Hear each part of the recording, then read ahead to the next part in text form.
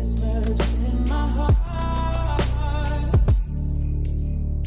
friends, it's Robin. Welcome back to my channel. Today we are doing the first of my 2023 wrap-up videos. So really quick, if you did not see my 5-star predictions video, I will have that linked in all of the places. I originally set up this list in, I think, December of last year, and in June I allowed myself to update it one time. The reason why I did that is as the year goes, there are books that I didn't know about that are announced, and so I wanted to give myself a little bit of wiggle room to move things around at the mid-year point, because there's no way to know about everything that is coming out at the start of the year. And so I gave myself one try to update the list, and using that update, I was able to complete the entire list. We're going to start with the original list, which looked like this. Of these books, there were only 2 that I ended up taking off and changing out at the mid-year point. Unfortunately, some of them were misses, but the vast majority of them were in fact 5 stars. So we're gonna start with the ones that I took off really quick. In The Lives of Puppets by TJ Klune, I did end up removing. Technically, I DNF'd this book, but I never marked it as DNF anywhere because I never even marked it as currently reading. And usually when that happens, I just delete it off of my want to read shelf and move on with my life. I did start this one, didn't get on with it, and I just kind of took it off the list. An Optimist's Guide to Heartbreak by Jennifer Hartman. I just lost interest in. This came out, I think, like pretty early in the year, and I just wasn't feeling contemporary romances at that point. I never ended up picking it up. I picked up a different Jennifer Hartman and didn't really love it, and so this just kind of stopped being something that I was interested in at all. Nonetheless, that was going to be 5 stars. And this is what the updated list looked like. I guess let's start with some stats, and then we'll go through the books that weren't successes, so anything that wasn't a 5-star, and then we'll go through all of the 5-star books. So across the 2 5-star prediction lists, 2 of them were taken off, 2 were added on, and so we ended up with a total of 14 books. Of those 14 books, there were 3 that I did not finish. 1 was an official DNF, and then the other 2 were the ones that got taken off at the mid-year point. So there were 3 books that I did not finish. There was 1 book that I actively disliked. There was 1 book that was a 4-star, and then 9 of the 14 were 5 stars, which I think is pretty damn successful. I think I know my taste. That's a 75%. 9 out of 12 were 5 stars. If we include the 2 that I took off, that's a 9 out of 14, which is still a 64%, which, you know what, I'm still very proud of. Let's really quickly go over the ones that I didn't like. We'll start with the 1 official DNF, which might be one of my biggest disappointments of the entire year, and that is Grim and Barrett by Juliet Cross, which is such a tragic turn of events. I have been looking forward to this book since like book 2 of the series, and it was just not it. In my opinion, something happened in Resting Witch Face, and these last 2 books I did not enjoy. There was so much build up going into this book, and all of it was thrown away in the first chapter. There was so much build up for why these characters couldn't be together, and then at the beginning of the book they were just like, we can be together, forgot it. And it was insta-lovey, and I just did not like it. And this heroine, while delightful as a side character, was unbearable. Unbearable as a main character. I ended up unhauling all of the books that I owned of this series because I was so disappointed by the last 2 books that I just didn't want to own any of them anymore. And then the other book that I straight up hated was Highest Bidder by Sarah Kate, which is a book that I've talked about a lot. I feel like I gave this 2 stars. I hated this book. This book makes me legitimately angry when I think about it still. I love the Salacious Players Club, the original 4 books. This, I don't even want to associate with the series because I hate this book. Terrible tropes in it, in my opinion. I thought it was kind of gross. I did not like the heroine at all. The surprise pregnancy, surprise baby at the end made me so viscerally angry. Like, so angry. Honestly, I'm just gonna leave it at that because thinking about this book makes me mad. We're gonna pretend like this one didn't happen. This was never here. We never read it. It doesn't exist. The last one that wasn't 5 stars was a 4-star book. It was 10 Things That Never Happen by Alexis Hall. I really liked this book. It just didn't live up to boyfriend material or husband material, in my opinion, but this was still really stinking cute. It was just kind of cheesy and corny, but like in an endearing way. We're following this character who is like the manager of some, think like Bed Bath & Beyond. He is very sunshiny and he wants to help everyone and he believes the best in everyone to his detriment. The owner of this bed and bath store is this extremely grumpy, like, wealthy dude. He is threatening to fire everyone at the store because the employees are not very good employees, but the other sunshine hero doesn't want to fire them because he's like, but they're people, they need help. Their store is suffering.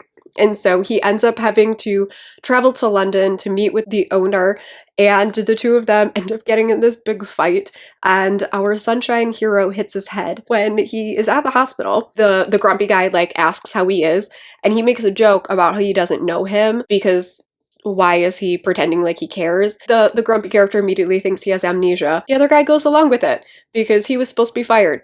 And instead of being fired, now he's pretending that he has amnesia. I know the amnesia plot does not work for so many people, and I totally get it, but I love a cheesy amnesia plot, and the fact that he's faking it the whole time just added this layer of ridiculousness that I found really delightful. These characters do not belong together. I'm sorry. These characters were so unlikable. They should not have been together, but I had a good time reading it. Like I said, do I believe in their romance? No. These two are not gonna last, but I had a good time. The remaining 9 were 5 stars. Let's go through them. First was Happy Place by Emily Henry, which is the, 4th contemporary romance by this author. I don't think anyone really needs me to talk about this book. This author is insanely popular, but I eat up these contemporary stories. Like, I know that they are like basic and straightforward, but I'm a basic bitch. And I had a good time. This is a second chance romance too, which I love. It's kind of like a relationship in crisis sort of deal because they are faking being together still, even though they've broken off their engagement. And they are back with their best friends at this beach house for one final summer. And along the way, they are figuring out what led to the breakup of their relationship in the first place and the downfall of their relationship and finding their way back together. Emily Henry is essentially the same age as me, and so a lot of her books very much so encompass the millennial vibe and life, and I think that's part of the reason why I love these so much. I just always connect to her characters and her stories. Her writing is really funny. I know it's not for everyone, but my exact type of humor. Same thing with Love Theoretically by Ali Hazelwood. Again, I know this doesn't work for everyone. Everyone reads more Ali Hazelwood books and then complain that they read exactly like other Ali Hazelwood books. We all know that Ali Hazelwood writes the same story over and over again. I like it every single time. And that's what this was. It was another feminist romance. The hero is big and doesn't know how attractive he is, and he's grumpy, and the heroine is teeny tiny and super smart, sunshiny, and wins the eye of the big masculine stud, and the two of them have a romance. It was a good time. I liked it. Is it the steaminess that book talk makes it out to be? No, it's not. It's a contemporary story, but I gave it 5 stars. I think her romances are delightful. After that was Maniac by Anley James. This was probably cheating. This was never going to be anything other than 5 stars. I am too far in. I'm too far in to the Anley James world at this point to give any, like, this book would have had to be a trash fire in order for it to not get 5 stars, because I am wholly and committed, would lay down my life for the Mulvaney family, committed. I actually did a live show with Stef from Novelty Corner where we talked about not only this book, but the series as a whole, so I will link that down below. The build-up, the chemistry, the tension, it was so good. This book could have gone very wrong. It could have gone the same direction as Grim and Barrett because there were 6 books building up to this romance, and I thought that the tension that resulted and like culmination and discussions and things that happened in here were so necessary in order to make that worth it. Like, we built up this romance for 6 books and they couldn't be together, and it needed the drama and angst that it did to validate that. I liked it a lot. Next was The Secret Service of Teen Treason by India Holton, which was a bit of a roller coaster one because when I started this, I was very nervous that this was going to be the first book in the series that wasn't a 5-star because I was not getting on with the two main characters at the beginning of the book, and they grew on me so fast. I was taken over by these two characters, and the hero in this book, I would again lay down my life for him. He is wonderful. There is a scene in this book that made me sob my eyes out. It's not a sad scene. This book isn't sad. It's hilarious. But there is a scene where he admits that he is in love with the heroine and shows up at his previous boss's door and begs for help. And I sobbed uncontrollably. I sobbed.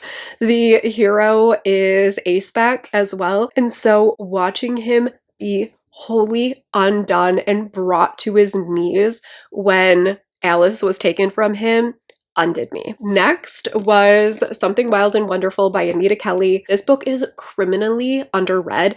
I know Anita Kelly's Love and Other Disasters kind of blew up because it was a book of the month pick, and nobody picked this up, and you should be ashamed. This book I think is even better than Love and Other Disasters.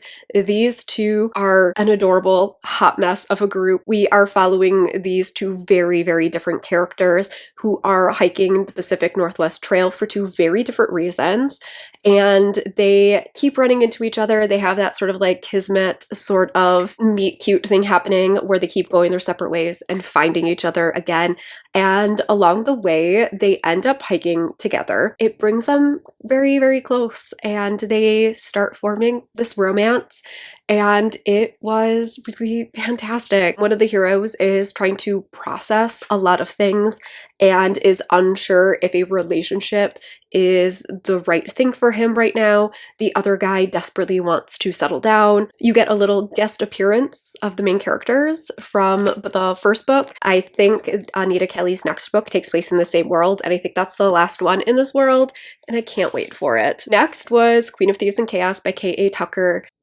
I don't even know if anyone needs me to talk about this series anymore because I have talked about it to death.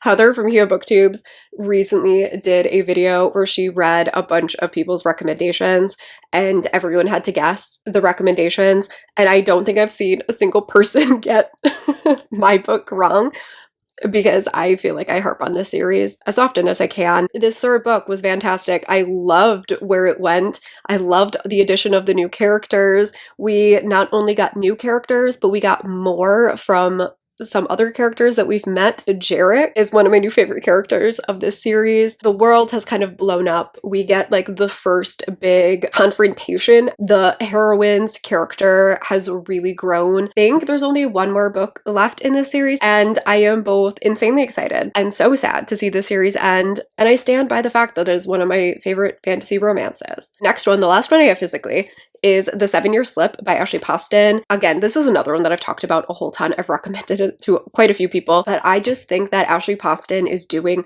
really cool, unique things with contemporary trade romances, and it is really setting her apart, and I don't think enough people are picking them up. This one is kind of a spin on The Lake House / Doctor Who. If you watched Doctor Who, the season with River Song, this is that mixed with The Lake House. Her slight magical elements just give such a unique, special twist to her stories. This one's following a heroine who is dealing with a lot of grief after losing her aunt very suddenly, and she was very close with her, and she is living in her aunt's apartment, and she doesn't really want to be living there, but she has no other options. That apartment was always said to be magical, and that it could send you back in time exactly 7 years randomly. And the heroine never really believed in any of this until one day she returns to the apartment and she opens up the door 7 years in the past, and somebody else is in the apartment, and she gets to know the guy that is living in the apartment. At that time, 7 years ago, she was traveling with her aunt. Unbeknownst to her past self, future her was still at the apartment getting to know this guy, and their timelines are backwards, and He is a budding chef and has big dreams of opening up a restaurant, and she is falling for him, even though her aunt's #1 rule is don't fall in love with the people that you meet in the apartment. It is her trying to figure out if this potential relationship is something that she can handle mentally and emotionally, or at all, like if it's even possible for her to find this person in present day, if they will like each other, if they still get along. It's wonderful. The next one is If Only You by Chloe Leese, which is the second to last book in the Bergman Brothers series, which is tragic. This was the youngest, like the baby sisters romance. One of the things that I love so much about the series is how much time this series covers. So at the beginning of this series, our heroine in this book was in high school. Like she was very young yet, maybe even younger, just starting high school. And in this book, she has graduated college. She is a grown adult at this point. And so this series has really covered a very large amount of time, which I've enjoyed. And this is a brothers teammate, fake dating, friends to lovers romance, and opposites attract. Our heroine is one of the big things that she is struggling with is everybody sees her as a child still because she is the baby of the family.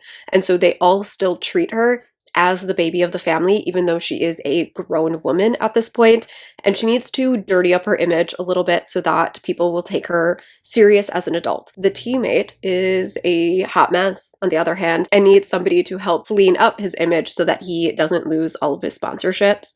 And the two of them end up forming a pact to be seen on dates together and to go as each other's dates to certain events. And hopefully his bad boy reputation will show everyone that she is an adult and she can clean up his image. Along the way, they actually end up forming this really amazing friendship, and the hero, he actually legitimately wants to change to be a better person for the heroine. And I loved that because it's not her changing him. He just like sees her and respects her and loves her so much that he legitimately wants to be a better human being so that he can deserve her and like be a better person for her.